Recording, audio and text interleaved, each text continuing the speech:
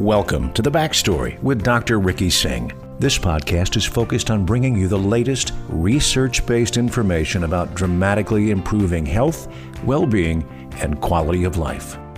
And here's your host, Dr. Ricky Singh. Today's discussion takes us into the depths of sleep. You know, we've done a lot of podcast episodes speaking with weight management and cardiology, psychology with mindfulness, and every single topic and every single discussion, the topic of sleep comes in. And it's almost impossible to talk about wellness and well-being without addressing sleep. So what better way than to bring on my guest today, who's one of the foremost experts on sleep medicine. So my guest is the Chief of Sleep Neurology in the Division of Department of Neurology and the Director of the Center for Sleep Medicine here at Weill Cornell. She's a full professor of clinical medicine in the Departments of Medicine, Neurology and Genetic Medicine, and board certified by the American Academy of Sleep Medicine. So I'm really excited to have this talk. I know a lot of my patients, my family members are excited to learn from my guest today. So Dr. Anna Krieger, welcome to The Backstory. Thank you so much. It's a pleasure to be here with you today. You know, there's so many theories on sleep, why we sleep. Do we need it for rest? Do we need it to restore our body? Do we need it to conserve energy? So I don't want to hypothesize. So you tell us, why do we sleep? Why do we need it?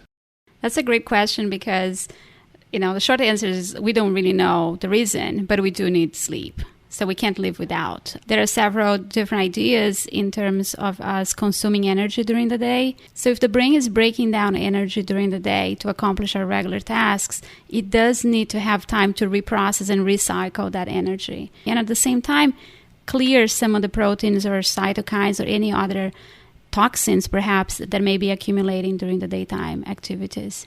So sleep, it sounds like it's regulated just like any other system in our body, like hunger and thirst. And if that's the case, if it's regulated, then why are some people good sleepers and some people not so good sleepers?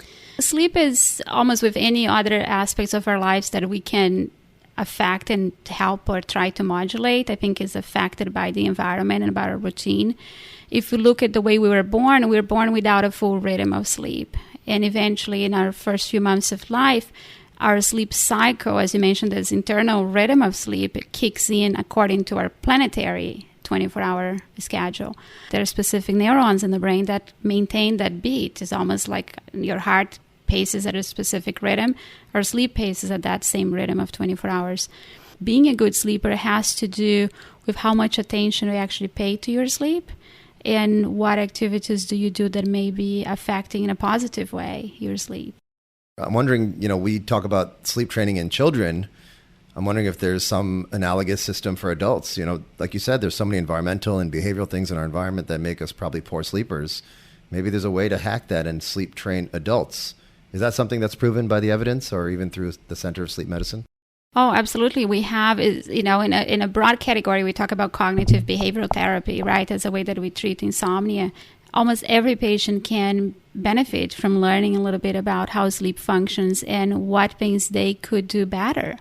Because, again, we do not prioritize sleep. So let's talk about that. Like I mentioned, I'm a very good sleeper, whatever that means. I can sleep anywhere. I sit on a plane, and before it takes off, I'm sleeping. You put me in a train, I'm asleep, something about the vibration. My wife, on the other hand, is not such a great sleeper. Even at night, if I move the blanket or roll over, I unintentionally disrupt her sleep. And, she wakes up saying, you woke me up last night. You kept me up. So how can we, again, hack that? And what are some strategies that are non-medical, non-supplemental? What are some ways that we can improve our sleep and the sleep of our patients?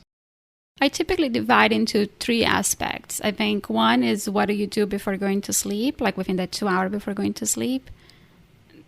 How is your environment at nighttime? And then how is your early morning?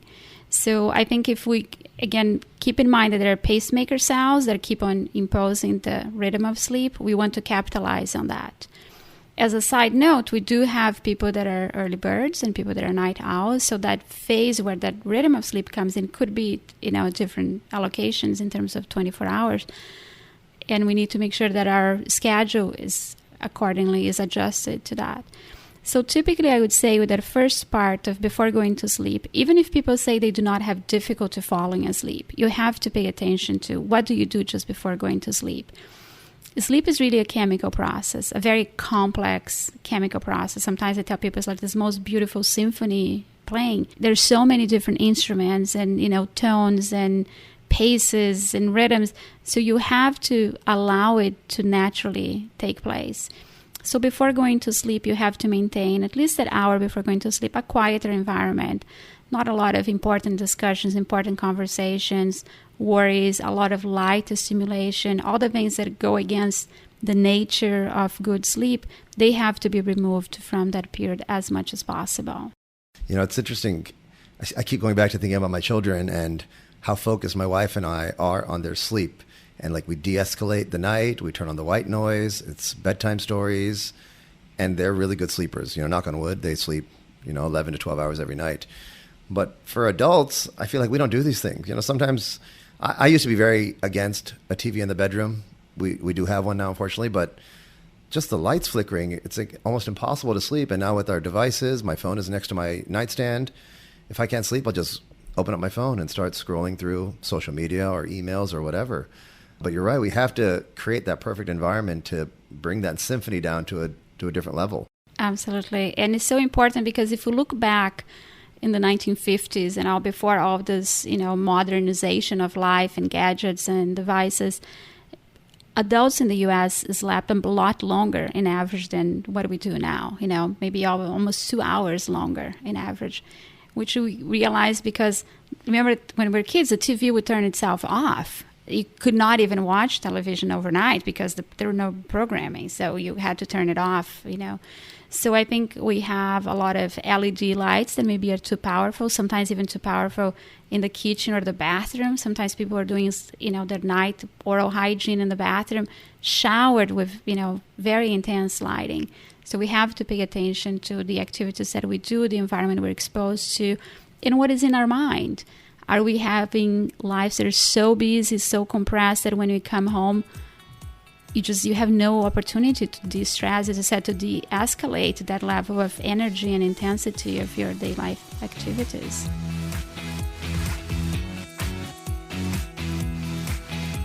What about diet and exercise? How do these play a role into developing a better sleep hygiene?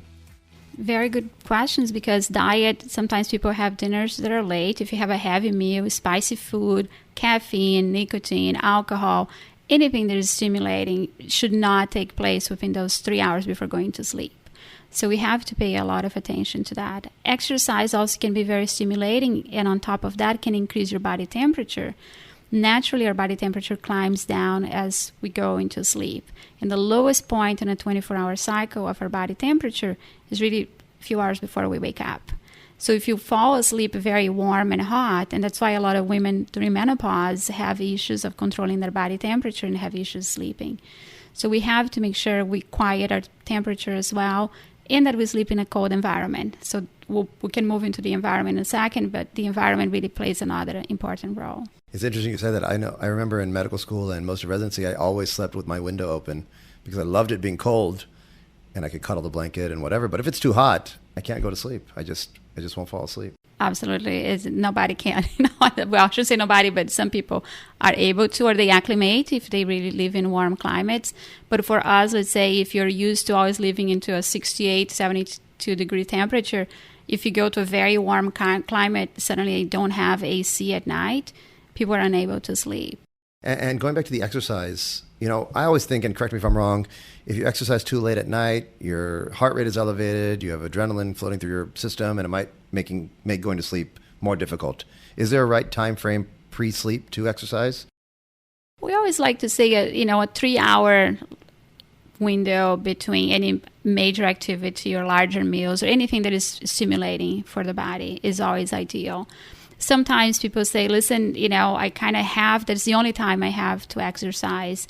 So then our recommendation is to try to modulate the type of activities they do, and on the tail end of their exercise to try to do more relaxation, stretches, decrease the intensity. It may be followed with a shower that may be a little cooler to cool down the body and be able to feel a little more refreshed. And what about some of these sleep aids? White noise, for example. My kids love white noise, and I don't mind it. My wife does not like the white noise. Is there a science behind having some background noise that can help you sleep? Very interesting, because there wasn't much data. We actually just published a study on white noise that in some instances, particularly in people that live in noisy environments, white noise can attenuate that and allow the brain not to perceive that auditory stimulus and allow them to sleep sometimes faster and with less fragmentation. So you're a fan, and this data supports I it in think some extent. there's definitely a use, because when we look into how to sleep better, we always want to start with interventions that are easy and that do not have side effects, right? And what are the things you can change? So room temperature is always a big one. Lighting in the room. If we live in New York City, I moved recently back to New York after being in Westchester for almost a decade. And the person that lives in the building across from me has a super powerful LED lights in the dining room that face my bedroom. So I had to be super careful and try to identify the best blackout shades. And it's not easy. If you have an unusual shaped window, it's very hard to do. But the light can definitely keep you up at night as well. I love the natural ways that you've mentioned to improve your sleep hygiene: temperature, noise, exercising, de-escalating, and kind of eliminating some of these LEDs and TV and audio stuff pre-sleep. Sometimes those aren't going to work, and now patients look to these over-the-counter options. You know, I'll give you a story. I think 2-3 years ago, I had a little bit of a cold, and I took some NyQuil, and I have never slept so deeply. I was on the couch watching TV, and I just slept sitting up. And I was like, what's in this NyQuil? And I realized that it was something called Deescalate. But tell me about some of these over-the-counter options like Benadryl, diphenhydramine, and melatonin people take, and like I said, the cough syrups. How do these affect your sleep? Well, so the antihistaminics, like the doxylamine and diphenhydramine, they are branded, and many of the PM medications have them. They are really not my favorite because they last for 12 hours. And if people use them night to night, they can get acclimated. And it is a medication. So I think just because they are available over the counter, it kind of does a bit of a disservice to the population because people feel that it's benign and it's fine to take. Recently, I saw a patient that was popping like 7 p.m. of those medications because she developed tolerance and she kept on using. And they are not totally benign for the brain either. So I think we don't really know what the long-term effects could be. Now, melatonin and other herbal supplements, I think, fall into a different category where I think they are really more like supplements. And melatonin plays an important role in my view because we have too much light in our environment. And I always keep coming back into light because if we go back into the nature of sleep and how we get trained into this planetary 24-hour day, is because the sun sets and there's darkness. And those neurons that keep a rhythm of sleep, they are sensitive to light. And that's what entrains them into our 24-hour rhythm. So once you add light during the night period, the dark period, the neurons will get a different message. So it will interfere with the sleep process. Now, that interference chemically happens because it blocks melatonin from being secreted and from acting in the brain. So sometimes a little bit of supplementation of melatonin, I think, can be very well indicated. And there's another very good use of melatonin, which is to resynchronize someone's rhythm. So when people have, let's say, a night owl type of behavior, but they are not naturally a night owl, they're just staying up for too late. An early dose of melatonin can serve as a signal to the circadian rhythm that this is a new time and a new regular schedule for sleep. But even with that supplement, it still sounds like you need to optimize the other elements that you mentioned. You can't take melatonin and watch TV at night and fall asleep. Exactly, or sit in front of a computer or use, your phone, all night long. So that's why I think we have to, not only I enjoy the personalization of what we do. Of course, it's hard to do if we have millions of people that are not sleeping well, but I think some rules apply to most people. So if we are able to group them together and just say, this is like the top 5 rules that you can follow. In the past, you'd say, avoid alcohol, nicotine, caffeine, all the things that people already are doing. I think we need to step it up to the things we're talking about. Watch the light in your environment, avoid the distraction with your electronic device. Make sure your natural melatonin can, be released and can act on. Make sure that you do not have engaging or difficult conversations at night. Make sure your environment is comfortable and look forward to going to sleep. So I think we need to step up to things that everybody can do. Because as you pointed out, if people only do one aspect, it's frustrating because it will never work. Maybe it would improve 5% of their sleep. It's just not enough for them to recognize that it was meaningful. You mentioned one thing a couple times now, which is alcohol before sleep. Now, some people use alcohol as a medicine to de-stress. A tough day at work, I need a nightcap. I need a nightcap to help me sleep. Is there science behind that, or am I actually disrupting my sleep by drinking alcohol before bedtime? Well, alcohol is a sedating agent, so definitely should facilitate sleep and people would relax. The downfall of alcohol is that once it gets metabolized, it disrupts sleep. So the net effect of drinking at night is always going to be negative. It has also the possibility of relaxing your airway muscles if people may be snoring more. People may develop apnea as well. And we have had patients being tested 2 nights in a row, one with alcohol and one without. And it's beautiful to show patients sometimes to say, oh, look at the results of your study. This is with alcohol, this is without. Which one you choose. Because those are the options that we have into improving our health and well-being. And sometimes people would say, wow, I really need this to decompress. Then there are options. If they can't give up alcohol, maybe they can just drink a little bit less and a little bit earlier. So by the time they go to sleep, it will be fully metabolized. Let's talk briefly just on when some of these supplements and the natural sleep hygiene options that you mentioned don't work. And now we have to talk about prescription sleep medications, things like Ambien. We see many patients here, and I always do their medication reconciliation. And I see so many patients on sleep aids, sleep medications. And I wonder if it's living in New York City, a stressful place, a stressful metropolis like this, or is it something else? So tell me about some of these medications. When do you use them? Which ones you think help more than others? So I think sleep medications play a very important role. I think they're not evil. So we have to always, as with any health problem, we want to treat people and help them. And I think that's the best role of medications. But they should always be used in conjunction with all the other things that we're talking about. With an acute insomnia, somebody had a terrible loss, there's almost nothing you can do to console them. And maybe they are going to need prescription medications during that period. My concern with the use of prescription medications for insomnia is when people just keep on getting that renewed over time without challenging it again and saying, listen, is my situation different now? Would I be able to win off of those medications? Because they can work in different ways. There are some medications that are good to help people falling asleep. Others help them maintain sleep. Others do both. So we always want to fine-tune and personalize the medication for what the reason is. And sometimes people may present with insomnia, but what they have might be restless leg syndrome, not real insomnia. Because insomnia is like this general basket, right? To just throw, I can't sleep well, you have insomnia. Other times could be even obstructive sleep apnea. People may be presenting with insomnia.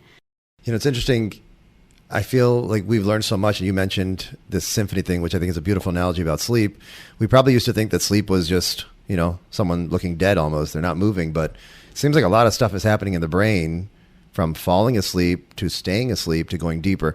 Talk to us a little bit about the stages of sleep, and there's something called REM. Talk to us about that and how that plays a role in our quality of sleep. I love that comment because if we look back 100 years ago in medicine and in arts, we always felt that being asleep resembled being dead, right? And even we have all these paintings of, we have the Two Brothers painting by John Williams Waterhouse in London that is so beautiful. You see one brother is dead, the other brother is asleep, and they look the same. So about 100 years ago, a little less, a scientist in Austria was the first one to detect electrical activity coming from the brain. So they realized those cells were alive, and that's actually what we use sometimes, to declare a person brain dead, like there's no electrical activity. Because the neurons, as you know, they transmit electricity, but it's a chemical process behind the scenes. But even knowing the electricity, what they decided to do is just by mapping out the electrical waveforms, we're able to distinguish different stages of sleep. And that's how we came with stages 1, 2, 3, and 4. 4, we no longer talk much about it in academia because they merged that with stage 3. But that's really a very slow and high amplitude process. So you have a low frequency of messaging and transmission in the neurons that we can call that deep sleep, slow wave sleep, delta sleep, because it's a delta frequency. And then every hour, hour and a half, the brain goes into a different stage, which we call REM sleep, which was called REM because it's a rapid eye movement. In observation, when seeing somebody with the eyes closed, you could see the eyes moving. and people would be woken up during experiments in the 1950s and 60s, and they would say, wow, I was just dreaming. So that is a period where a lot of people will be dreaming. So a lot of the dreams do come out, not exclusively, but they come out of REM sleep. But as the night progresses, we keep on having those cycles. But not a single cycle is identical to the next. Each cycle, as the night goes on, has less and less of that deep sleep, the delta sleep, and has more and more of REM sleep. And some sleep disturbances may come out of delta sleep. Let's say sleepwalking in children and sleep talking tends to come out of delta sleep, which we call non-REM parasomnia. Those 4 stages are non-REM. And some people may have behaviors that come out of REM sleep. Let's say people that act out their dreams, that REM behavior disorder that is often associated with other neurocognitive and neurodegenerative disease. Not always, but sometimes, or even with medications. Is there one part of sleep or one of the phases where we call it, this is restorative sleep, this is where you're getting kind of re-energized and some of the biochemicals in the brain are getting restored or washed out if need be? Well, there's a lot of debate about that. I think my perspective is that the whole period of sleep is what does it. It's not just that one piece, because we have to be careful on focusing on just one particular stage. And sometimes we hear from people saying, oh, doctor, I'd like to have more of this particular stage. I need more REM sleep.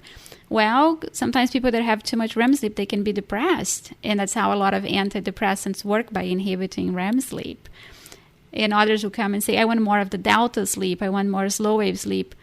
Well, we have some patients that have too much of that, and they are sleepy all the time, and they cognitively are not functioning well.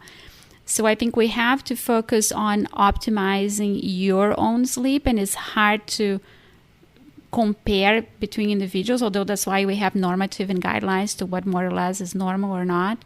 But I always like to look at sleep in a more holistic perspective. If people tell me, listen, I sleep 7.5 hours every night, I feel great, I wake up on my own, I don't need an alarm clock, I'm very well rested, I do not doze off unintentionally, and I have no difficulty falling asleep, they're fine. Again, we do not want to fix their sleep because their sleep seems to be totally fine.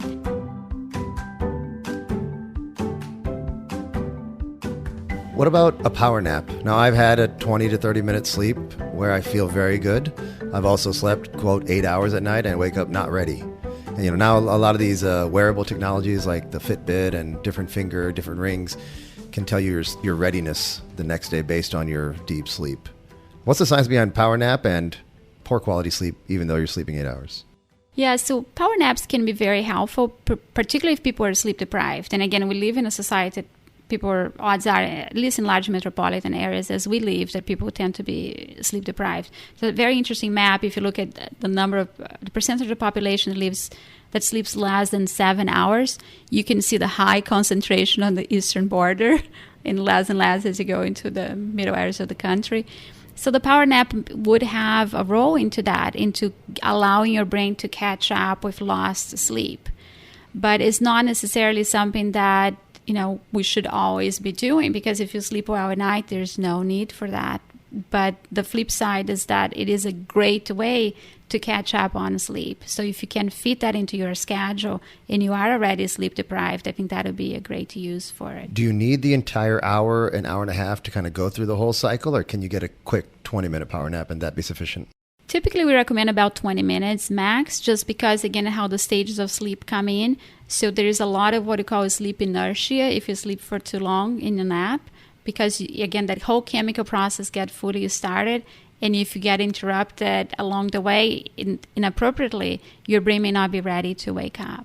Similarly, I find that sometimes I don't use an alarm clock anymore for whatever reason, because I have 2 kids, so I don't need an alarm clock.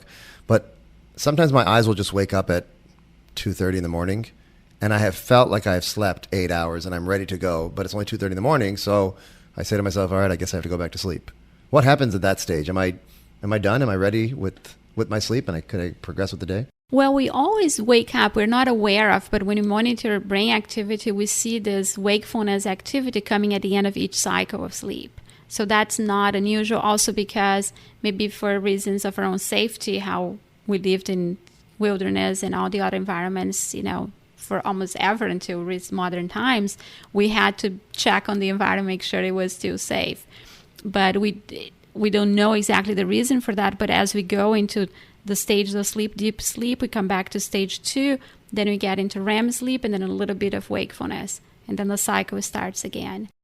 When someone comes to the Center for Sleep Medicine, and I'm going to violate my own HIPAA because I did a sleep study with you guys when I first got here. I am a snorer, and I guess my wife had observed some periods of apnea where I stopped breathing apparently. So I came to you for a sleep study. We did the whole overnight thing, which I want to talk to you about. And the results came back simple snoring, which my wife was not happy about. She's like, there's no way you simply snore because you could wake up our entire apartment when you sleep at night. So tell me a little bit about the sleep study. What is a sleep study? What are you guys looking for? And how does it actually work for the patient when they come in?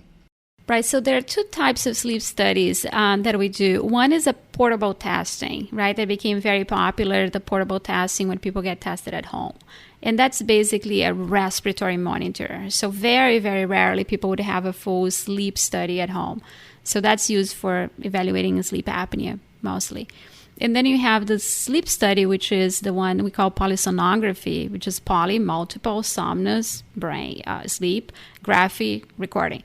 So that is just multiple channels, including brain activity monitoring, muscle, facial muscle, and peripheral muscle activity, an EKG, a band on your chest, a band in the abdomen, a monitor on your nose and mouth to look for airflow, and an oximetry and heart rate. And people often say, oh, will I really be able to sleep with all of that?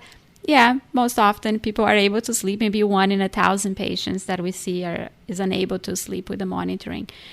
But the idea is really to try to have data that will resemble and reconstruct that architecture of sleep that we mentioned, all the stages of sleep and the variations of that over time, and then plotting against that respiratory changes in your heart, changes in body movement, or unusual awakenings that might be triggered because of one of those abnormalities.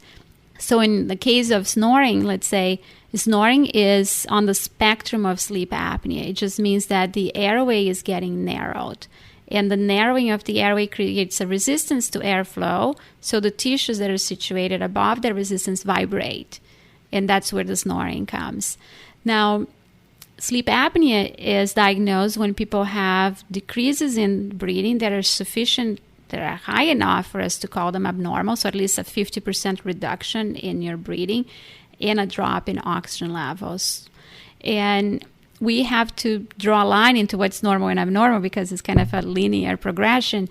So up to 5 times an hour, we consider normal. So if people say, oh, I had an index of abnormalities that was 4.8, still falls within the normal spectrum. And that's when sometimes people say, well, I do have some episodes at night. Like, yes, I'm sure you do, but it just doesn't meet the criteria.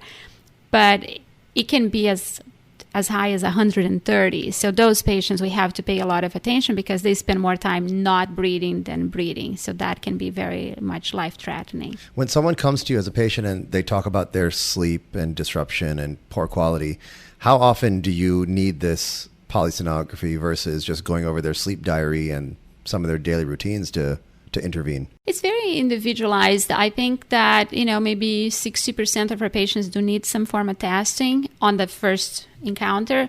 Maybe 75 or 80% eventually will need some type of testing if they keep on coming because they are not better. It depends on what their conditions are. We just recently had an interesting case that we've been treating a patient for insomnia for a while, had a sleep study, and he has been a patient for over a decade, had a normal sleep study in the beginning because of family history and all. And insomnia has been on and off. But just recently we decided, because the patient said, oh, I think I'm snoring a little bit more. My wife is complaining. Now the patient has developed sleep apnea and he has gained a little bit of weight. So I think it's something we have to always keep in mind, that just because we had a negative study in the past, it doesn't mean that the condition changed as well, because there is a lot of chronicity into our care, and sometimes that can be a challenge because you want to optimize sleep. And sometimes people need to come back for, checkups and all. So we have patients that have been with us for over 20 years. And it's kind of a lifetime almost on monitoring them and trying to help them in this journey. No, it's interesting. Sleep is, just a condition just like anything else that requires monitoring and interventions when needed. And probably the best way to do that is to come get an evaluation or have a consultation with our Center for Sleep Medicine just to kind of learn what opportunities and what changes you can make in your daily life.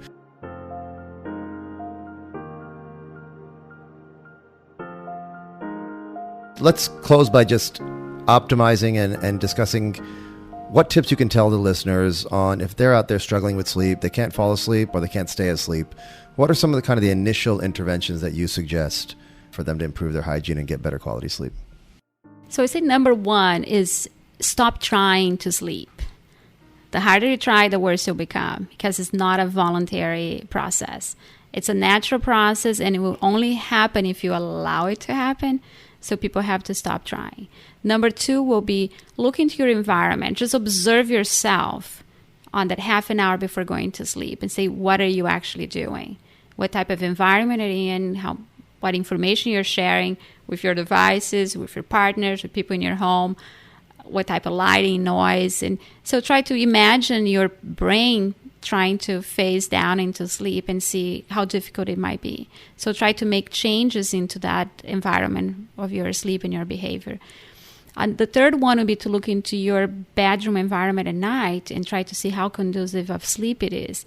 Are you sleeping in a position do you look at a pile of work that is sitting on your desk, for instance? It's very hard for people to fall asleep. They keep being reminded of the stressors. Is the environment too bright, too warm, or too noisy? So that would be another aspect. A fourth one would be that early morning. I think you have to remember that when you get up in the morning, get out of bed. Do not linger, because lingering in bed and trying to snooze off is just a waste of time because you're not awake and you're not asleep. And I think the fifth, and not less important than any of those, is really to keep a regular schedule. Remember, there are pacemaker cells that are trying to work and helping you. You need to help them. Put on your schedule what your sleeping hours are and shift activities from night to the early morning if need be. And keep that steady because your brain doesn't know Sunday from Tuesday. A night is a night. So you want to try to make sure it's a predictable night. I really like that tip of putting sleep in your calendar. How many things do we have in our calendars? You and I, we have this meeting today on our calendar and we have meetings later, but I don't know what time I'm sleeping tonight. I'll sleep when I sleep. But you're right. Maybe just being a little more intentional and mindful about sleep. Dr. Krieger, really, really good stuff today. I think this impacts health and wellness. I mean, sleep is part of our health. It's part of our well-being. It's just as important, if not more important, than diet and exercise and all the stuff that we talk about on this podcast. So I really appreciate you spending the time with us and kind of enlightening us on how we can better improve our sleep quality and sleep hygiene. So thank you for that. Thank you for having me. And thank you to the listeners out there tuning into The Backstory, where today we really took a deep dive into sleep, and hopefully we optimized your own sleep hygiene with some of the tips that we learned today. And remember, when it comes to your health, here at The Backstory, we have your back. Thank you so much.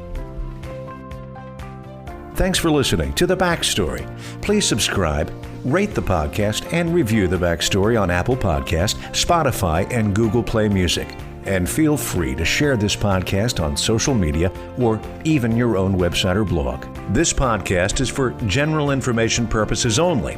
It does not constitute the practice of medicine, including the giving of medical advice. No doctor-patient relationship is formed. The use of this information is at the user's own risk. The content of this podcast is not intended to be a substitute for medical advice. To learn more about Dr. Singh and his clinical research, please follow him on social media. You can also sign up for his newsletter by going to www.rickysinghmd.com. That's RICKYSINGHMD.com.